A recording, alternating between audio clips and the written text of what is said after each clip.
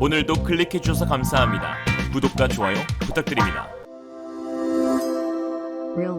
반도체 원툴 국가 대만, 반도체 하나로 1인당 GDP에서 한국과 일본을 모두 제껴버린 대만. 특히 세계 1위 파운드리 기업 TSMC를 보유한 대만은 현재의 왕좌를 놓치지 않기 위해 과감한 투자와 신기술 개발을 아끼지 않고 있습니다. 이런 대만의 TSMC가 최근 깜짝 놀랄 발표를 하여 화제가 되고 있는데요.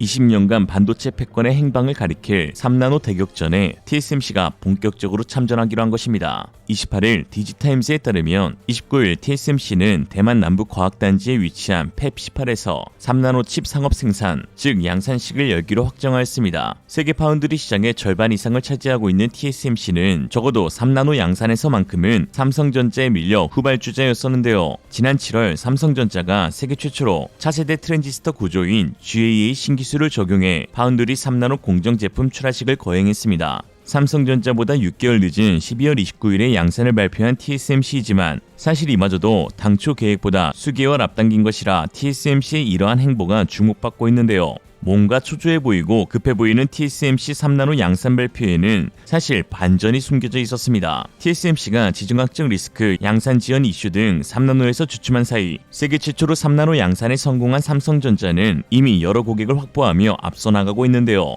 삼성전자 파운드리 사업부는 지난 11월 엔비디아와 퀄컴, IBM, 바이두 등의 수주 물량을 확보했다고 밝히면서 싱가포르에서 열린 인베스터즈 포럼 2021을 통해 파운드리 고객 수를 2027년 5.5배 이상 늘리겠다는 자신감을 내비쳤습니다. 특히 지난 23일에는 IT 매체 오레익스다에서 TSMC의 3나노 공정이 지연되며 퀄컴이 차세대 스냅드래곤 칩을 삼성 파운드리에서 생산하기로 한 사실이 밝혀지기도 하였는데요. 사실 스냅드래곤 8 플러스 1세대는 전량 TSMC에서 생산하고 있었고 최근 출시한 스냅드래곤 8 2세대도 TSMC의 4나노 공정에서 생산해왔지만 앞으로 3나노로 생산될 3세대 칩을 삼성전자가 하이제킹에 성공한 것입니다. 특히 TSMC는 원자재 기업들의 탈대만화로 인한 가격 폭등으로 3나노 웨이퍼 가격이 2만 달러를 넘는 것으로 알려져 있는데요. 퀄컴은 양산 지연, 비싼 가격의 이유를 들며 다시 삼성과 손을 잡겠다고 하였습니다. 파운드리 산업은 고객사의 주문을 받아 생산에 나서는 수주 산업인 탓에 시장 지배력이 큰 선두 업체를 추격하는 것이 쉽지 않습니다. 기존 선점한 기업을 꺾으려면 똑같은 성능과 가격으로는 절대 승부가 나지 않고 그보다 더 좋은 조건과 성능을 제안해야 하죠. 삼성전자가 밝힌 가장 대표적인 추격의 실마리는 쉘 퍼스트 전략입니다. TSMC는 고객사의 주문을 확보한 이후 설비 투자에 나서는 것이 보편적인데 삼성전자는 반도체 생산이 가능한 클린룸을 먼저 짓고 수요에 따라 설비를 구축하기로 한 것인데요. 사실상 선투자 후 수주 방식이라는 점에서 고객사들의 관심을 끌고 있습니다. 이렇게 말씀드리면 야 그거 돈만 있으면 되는 거 아니냐 하실 수 있지만 사실 이러한 공격적 투자는 그만큼 3나노에 대한 자신감이 기반으로 깔려 있어야 가능한 것이죠. 기술도 없이 선투자했다가는 돈만 날리는 꼴이니까요. 중국이 이를 잘 보여주고 있지 않습니까? 삼성의 이러한 공격적인 행보에 대만 TSMC는 이거 자칫 잘못하면 주도권 뺏기겠는데 싶어 예정보다 빠르게 3나노 양산을 대만에서 착수해왔고 이로써 우려로 제기되던 수율 그리고 지정학적 리스크를 모두 해결하기 위한 두 마리 토끼 전략을 취한 것입니다. 그런데 최근 충격적인 소식이 전해졌습니다. 대만 TSMC가 대대적으로 나선 3나노의 미세 공정 효율이 사실은 뻥카였다는 충격 폭로가 터진 것인데요. 반도체 전문 매체 위키칩은 국제전자소자학회 IDM 2022에서 발표한 내용을 인용해 3나노 기반 SRAM은 5나노 대비 공정 미세화에 진전이 없다고 폭로했습니다. TSMC의 3나노 1세대 공정에서 생산된 SRAM은 반도체 셀 면적이 0.0199 마이크로 평방미터로 5나노 기반 칩보다 불과 5%밖에 작지 않았습니다. 3나노 2세대 제품과 비교하면 면적이 동일했는데요. 결국 SRAM의 면적을 줄이고 비용을 절약하는데 3나노나 5나노나 차이가 없기 때문에 굳이 3나노를 적용하는 것이 유리하지 않다는 게 위키칩의 결론입니다. 물론 TSMC는 SRAM의 면적을 획기적으로 줄일 수 있는 진보된 N3S 공정을 개발하고 있습니다.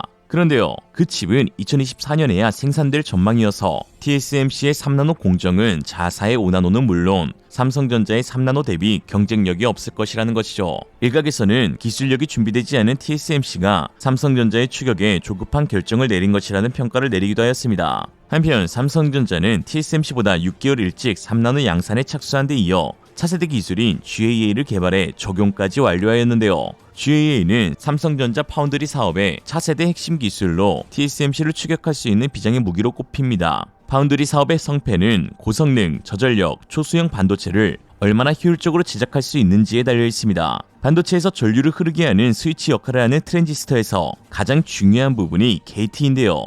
트랜지스터에서 전류를 컨트롤하는 게이트와 채널이 닿는 면적이 크면 클수록 전력 효율성이 높아지는 것인데 GAA는 기존 대비 25%나 더 닿는 면적을 늘린 획기적인 기술이죠. TSMC는 22나노부터 사용된 핀팩 기술을 적용해 3면을 맞닿게 생산한다면 삼성의 GAA는 아랫면까지 4면에서 게이트가 둘러싸는 차세대 트랜지스터입니다. 이렇게 말씀드리면 GA 그거 삼성 혼자 북치고 장구치고 하는 거 아니냐, 생각보다 별로라서 TSMC가 안 한다 카던데 라고 하실 수 있지만 에이 그럴리가요. TSMC는 2나노 때부터 GAA를 적용하겠다고 공식화했습니다. 삼성보다 무려 2년이나 뒤늦게 적용하는 것이죠. 그 사이 이미 신기술을 마음껏 적용하고 수정하고 문제점을 보완할 수 있는 삼성전자의 3나노 경쟁력은 추격할 수 없는 위치까지 도달할 수 있을 것으로 보입니다. TSMC가 돈 버는 데에 너무 집중해서 기술 개발이 뒤처진 듯하네요. CNN은 파운드리 업력이 짧은 삼성전자이지만 GA 공정을 통한 3나노미터 반도체 생산을 통해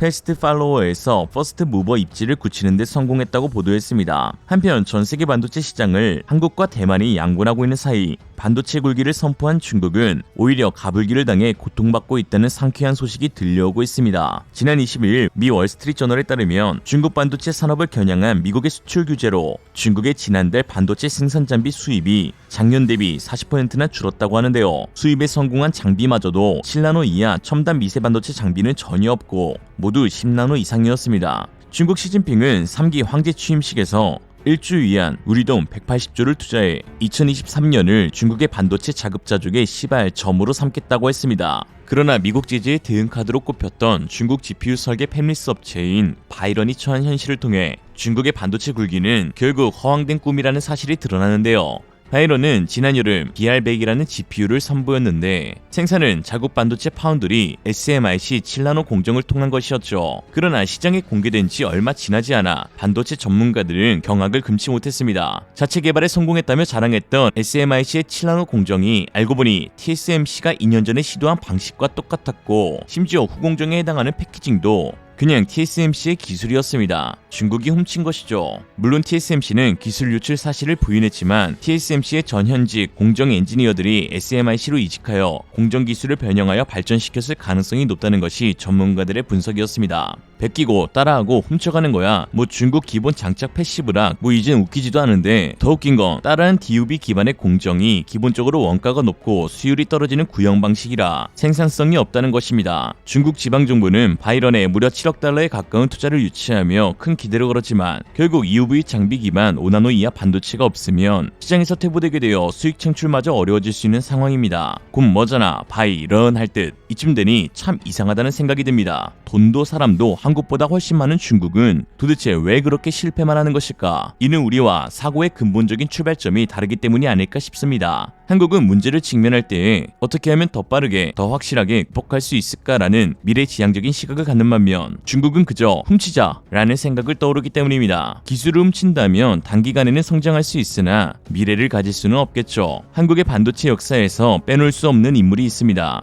바로 삼성의 창업주인 호암 이병철 회장인데요. 최근 인기리에 중용된 비록 결말은 참담했지만 그래도 비지상파 시청률 역대 2위를 기록하며 끝났던 재벌집 막내 아들에서 드라마 속 진양철 회장의 모습이 이병철 회장을 연상시켜 화제가 되기도 했는데요. 드라마 속의 대사인 앞으로는 기술 장사를 해야 먹고 산다, 반도체는 우리 미래 먹거리다, 가발이 맡기고 와 같은 대사가 실제로 이병철 회장이 생전에 했던 발언이라고 합니다. 이에 이성민 배우의 엄청난 여론에 힘입어 각종 온라인 커뮤니티에 이병철 회장의 일화가 올라오고 창업 이야기를 담은 자서전, 호암자전 판매도 급증했습니다. 오늘날 한국의 성장의 발판이 된 한국 초기 창업주들의 시대정신에는 감동과 서사가 있죠.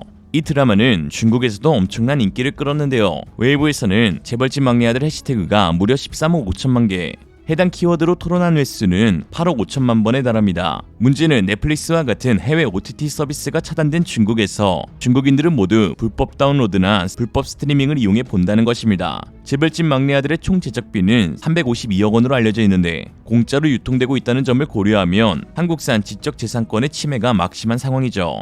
중국은 한알령으로 한류 콘텐츠를 제한하면서 애국 영화를 보는 데에 열중하고 있지만 집에만 돌아오면 불법 다운로드로 어떻게 해서든 한국의 콘텐츠를 보려고 안간힘을 쓰고 있네요. 세상에서 한국을 제일 싫어하지만 알고 보면 세상에서 한국을 제일 좋아하는 이 사람들, 하나의 큰 모순 덩어리, 이게 중국인 듯합니다. 이와 같은 민낯이 반도체를 포함한 중국의 앞으로의 경제에 미래가 없다는 것을 반증하는 것이겠는데요. 한국과는 출발부터가 다르기 때문입니다. 반도체 굴기를 선언하고 인력과 기술을 빼가는 것, 하다못해 드라마도 불법으로 시청하는 것부터가 중국의 명확한 한계점을 시사하죠. 한국 경제 산업의 과정은 미친 짓이다, 새우등 터진다는 외신의 조롱과 비난을 들어가면서 극복해내고 성장해왔습니다. 그리고 그 DNA가 시대는 변했어도 후대인 우리들에게도 남아있는 것이죠. 오늘의 한 줄평, 미국과 중국의 패권 전쟁에서 한국은 선택의 기로에 섰다고들 말합니다. 일각에서는 당연히 중국을 손절치라고 말하는데요. 그러나 제 생각은 다릅니다. 중국을 손절치는 게 아니라 수도 베이징을 치는 게 더 낫다. 이상으로 리얼리즘이었습니다. 여러분의 생각은 어떠신가요?